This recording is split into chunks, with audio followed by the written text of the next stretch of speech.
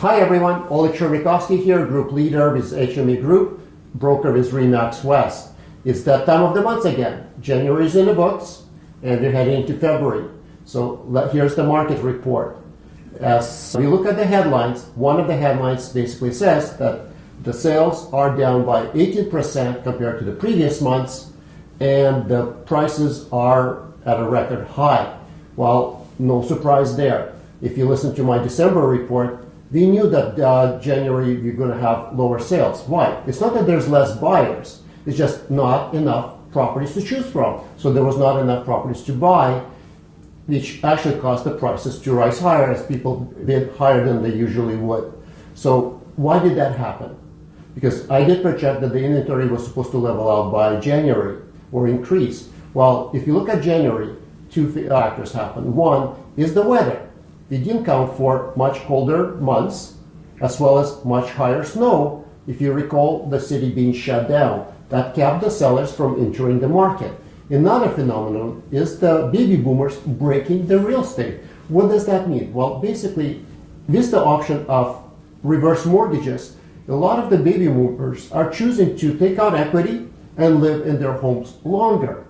Or the other aspect of that's taken into consideration is this COVID, there's more stigma being associated with retirement communities, so that's keeping the baby boomers longer in their homes, which translates to less inventory critical levels, less sales. The good news is we are expecting that to change as we're seeing more inventory coming into the market. Now, don't be misled. It's still going to be a seller's market for the rest of 2022. So if you're a buyer and you're banking on the news that the market is going to crash by at least 20%, I hate to disappoint you. Not going to happen. Now, we are expecting a correction. Just the question is, one day? One day? Not sure when, but I guarantee you it is coming. So the question is, should you be buying now or later? Should you be selling now or later? Very good question. Well, the other thing what we're hearing is that the Toronto pricing has hit about $1.3 million as an average home price, which is at a record high. Again, no surprise there. Due to critical inventory, high bidding, higher pricing, higher growth during the months of January. That, compared to the Toronto report, is that we are expecting the pricing to cool. Now, they're not going down. We are expecting them to rise by at least about 12% over the year. But it is supposed to be settling the gains. Why is that? As we have more inventory coming in, the buyers will have more choices. There's going to be less multiple offers on each property. There's going to be less overbidding. And I'm talking about overbidding not beyond the asking price, because anybody can basically drop or underprice the property by $200,000-$300,000 as you're seeing now, but it's really selling over the market value. And that's what's been happening during the last months because of lack of inventory. So the next thing you're talking about is, what should I be doing if I'm the seller? Should I sell now or should I sell later? Well, the reality is this. If you're a seller, right now there's very low inventory. So you have the ability with the right agent to take advantage of that because you will have more multiple offers and you're taking a chance that somebody's going to bid much higher because they're bidding with their heart and they're bidding out of fear. So the right real estate agent should be able to control the process and drive highest possible price.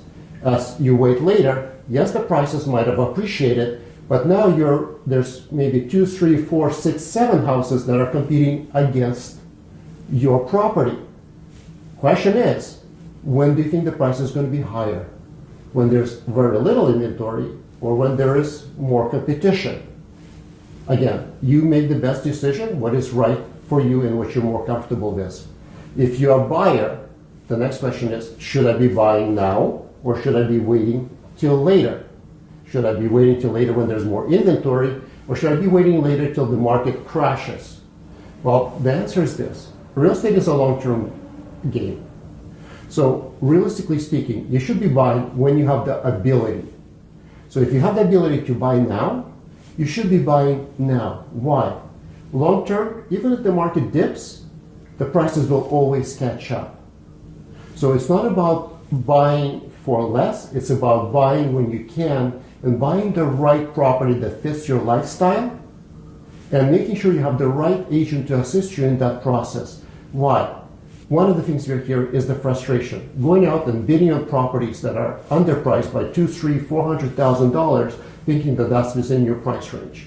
Make sure you find the right real estate agents that get you past the underpriced value of properties so you're not being frustrated or disillusioned. The second thing is make sure you have the right agent that is able to get you into the right bidding strategy so that make sure that when you get the house you love, you're building with your heart and your mind so that once you get it, you're not going to think later, oops, what did I do? And now I'm in trouble. So again, if you have any questions about the real estate, if you want to make your real estate goals a reality, give our team a call and they'll answer your questions and they'll help you achieve them.